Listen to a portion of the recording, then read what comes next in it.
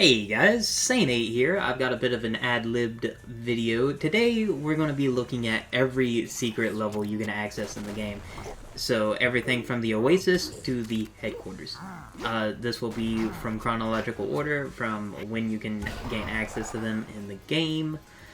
First up, we have the Oasis Skip. Oasis Skip is triggered by getting every collectible, so the weapons chest, ammo chest, and the radiation canister, and killing Big Bandit within 10 seconds. I think it's 10 seconds. It's within a short amount of time. This spawns a portal, kills every enemy, and gives you access to the Oasis, which is a nice little underwater area with some crawly dudes and scorpions and some other crap, or, well, not scorpions, crabs. Anyways, clearing out the Oasis gives you a portal which goes to the end of the scrapyard, to the big dog fight. So if you're speed running, that's the way to go. And if you're going for planned speed skip. So, next up, we have, well actually, let me show an example of what happens whenever you don't kill Big Bandit in time. So if it takes you too long to kill Big Bandit, instead of the Oasis skip, you just get access to the sewers. So it just skips desert, so it's like a mini skip, pretty much. But speaking of the sewers, what you need to do in the sewers is you need to bring an explosive weapon with you.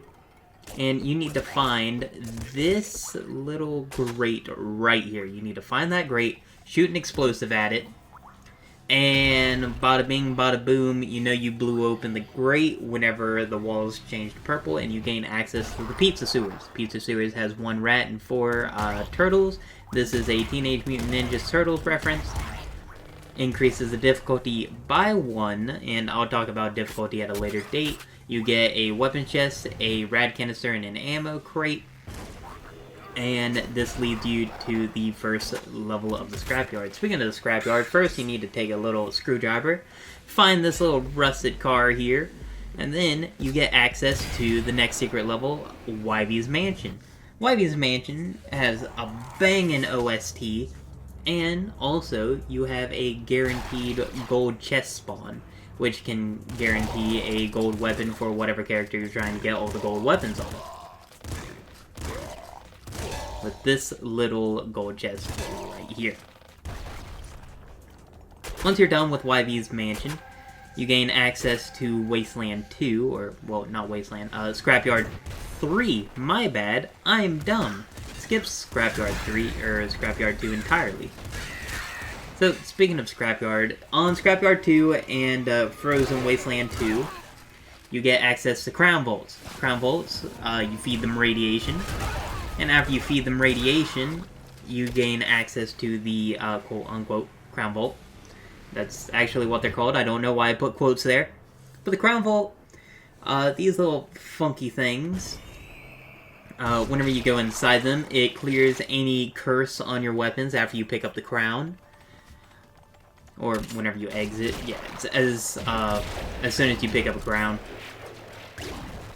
And if you already have a crown, just be careful. You have these little crown guardians, and you have the proto chest, which carries weapons through your runs. So if you need to get a specific weapon on a specific character for a specific run, you can use that.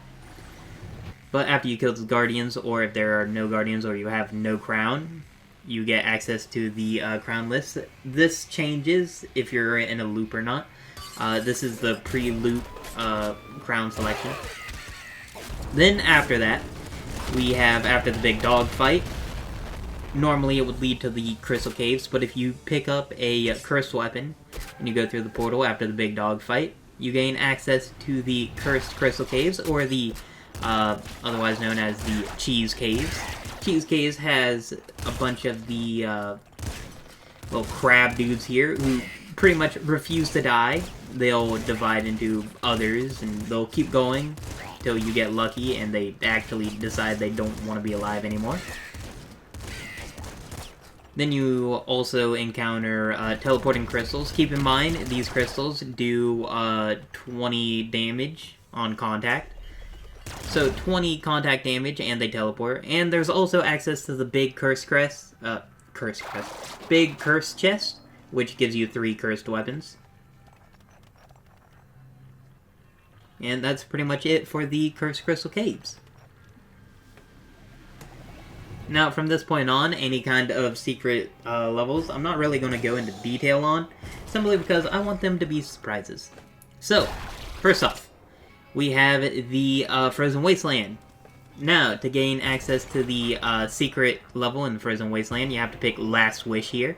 And then, after you pick up Last Wish, you have to find this little flower here.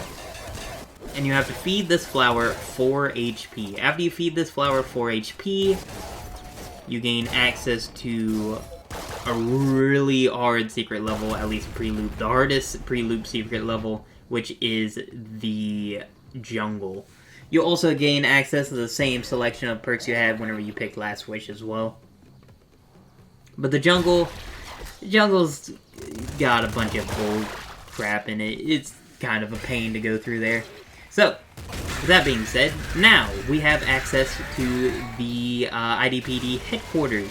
IDPD headquarters, you have to go up to the IDPD van during a loop, and you have to hit activate on it, but be careful not to get actually hit by the van.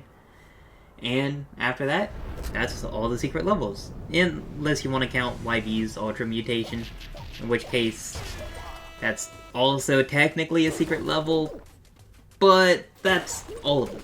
All the secret levels, to my knowledge, if I remember correctly. Anyways, that's been Sane A and all of the secret levels in Nuclear Throne. If you guys like this video, don't forget to like, comment, and subscribe, and I shall see you guys later.